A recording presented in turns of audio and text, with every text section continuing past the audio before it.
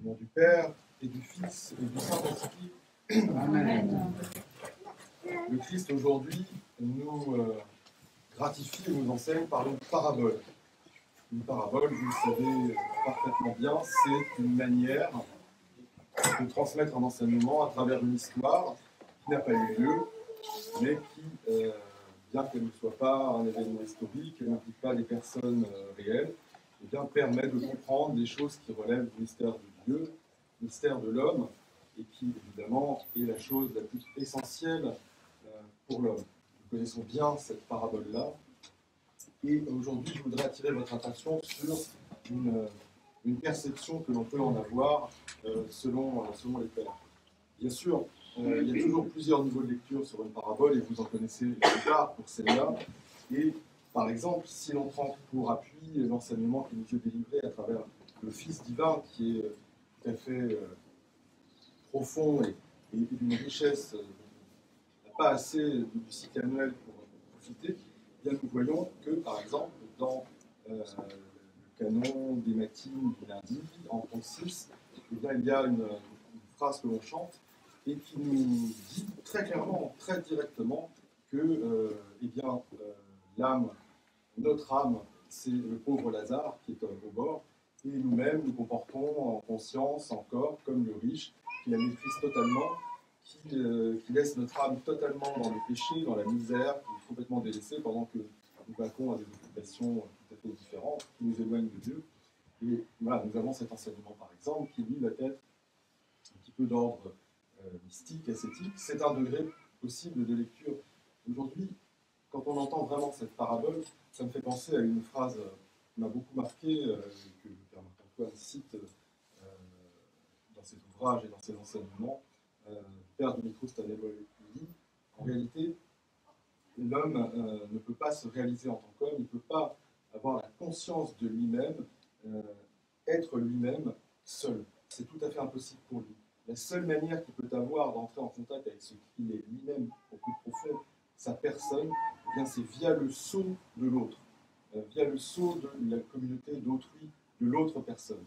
Et il va beaucoup plus loin avec une phrase qui va faire penser à la parabole d'aujourd'hui, qui dit que ce sceau, il est vraiment l'enfer pour ceux qui sont dans la haine, dans l'ignorance et le mépris de l'autre. Et ce sceau, c'est le paradis pour ceux qui sont dans cet amour du prochain. Vous voyez, c'est extrêmement précis. Et cette conscience de soi, elle nous conduit où? Elle nous conduit au fait que le Christ, vrai Dieu et vrai homme, est devenu en quelque sorte l'archétype, le modèle, ce qui coiffe toute la pyramide humaine. Il est ce vers quoi je tends. Il est l'homme complet, parfait, celui dont nous devons prendre conscience qu'il est tout en nous, et bien sûr, il est dans le prochain. Pourquoi? Eh bien parce que nous sommes à l'image et selon la ressemblance de Dieu. Or, Dieu, s'il est un, il est dans cet amour de trois personnes. Il est trois personnes, et ces trois personnes s'aiment mutuellement. Dieu ne nous a pas laissés seuls non plus. Il a créé l'humanité à travers des personnes avec cette même, comment dire, par injonction, c'est faux, cette liberté de s'aimer les uns les autres pour comprendre cet amour. Vous savez que l'histoire, elle est créée, le temps, il est créé parce que Dieu envoie son amour pour l'homme, et il lui faut le temps à l'homme, hein, parce que c'est quand même pas une chose pour laquelle nous sommes très très forts, pour notre désir très très fort. Il nous faut le temps de répondre à cet amour de Dieu. Vous le savez, je le dis souvent parce que c'est extraordinaire comme causalité pour comprendre les choses. Et pour prendre conscience de nous-mêmes et réaliser cet amour, parce qu'on ne peut pas avoir le Christ et l'amour en nous si nous sommes seuls à penser cela, eh bien, il existe une multitude de personnes humaines.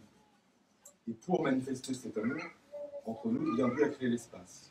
Vous voyez, c'est extraordinaire cette vision chrétienne des choses, et l'espace entre les hommes, qui sont revêtus de corps, physique ou même spirituel, eh bien, cette distance permet que nous ayons envie de la franchir pour aller voir l'autre, pour prendre connaissance de l'autre, pour communier à l'autre et avec l'autre, pour aimer l'un et l'autre.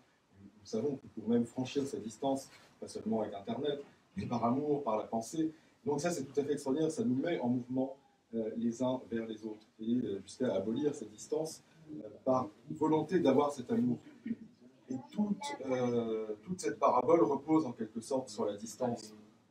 la distance entre le riche, qui est complètement inconscient d'autre chose que de lui-même, de son plaisir, et Lazare, qui est au pas de sa porte, qui passe tous les jours, il sort, il rentre, il passe devant Lazare, il est à côté, et pourtant la distance, elle est colossale, elle est immense. Il ne voit pas, il n'existe pas. En quelque sorte, on peut dire que ce riche passe totalement à côté de ce pourquoi il est, de ce pourquoi il existe. Et c'est pour ça que, finalement, n'ayant pas conscience de lui-même, il se retrouve pourtant tout autant dans l'amour de Dieu que Lazare, sauf que cet amour de Dieu pour Lazare, on va nous le symboliser comme un lieu, hein, qui va être le sein d'Abraham, c'est-à-dire le paradis, un lieu extraordinaire de paix, d'amour. Lazare est dans les énergies divines de Dieu, dans l'amour de Dieu, et c'est un état, c'est pas un lieu. Dans le même lieu, dans les mêmes énergies d'amour, etc., eh bien, le riche, lui, qui a été totalement inconscient de l'autre, donc qui n'a pas été capable de sortir de lui-même, d'émettre de l'amour, qui n'est pas ressemblant du tout à Dieu, à la divine Trinité, dans la dissemblance. Il est dans l'ignorance que l'homme total, c'est le Christ. Et bien lui, bah, c'est ce lieu d'amour, ça se change en feu brûlant, desséchant pour lui. On donne cette image pour que l'on comprenne bien. Il est assoiffé, il a besoin d'eau, il n'est pas bien. On imagine les flammes, c'est la manière la plus simple pour nous de le comprendre. Comme ce que disait le père Dimitri Stanoula, ce saut de l'autre est devenu une souffrance à cause de son indifférence, à cause de sa haine et du ratage, du mépris de Christ en l'autre. En réalité, c'est bien cela. Et là, ça devient encore plus intéressant, puisque là, il va tenter par tous les moyens de se sortir de cette situation-là, hein, puisqu'il prend soin de lui-même, prend soin de sa famille. Alors, Lazare, il s'en fiche royalement, des autres aussi, mais il va quand même essayer de tirer un peu le drap vers lui, et puis on va entendre le père Abraham, Dieu, qui va délivrer un enseignement extraordinaire. D'abord, ce qui est intéressant, c'est que dans ce lieu, il se voit quand même. Hein.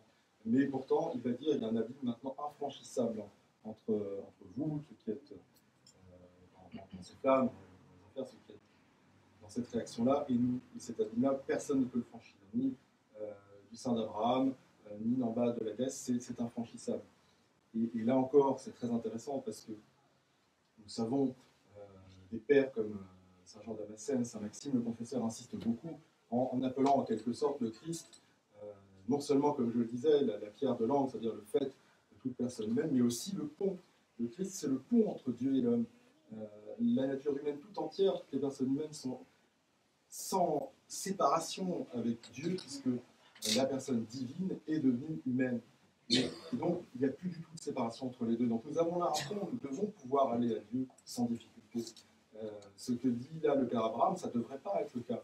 Mais cet abîme est devenu infranchissable pour le riche.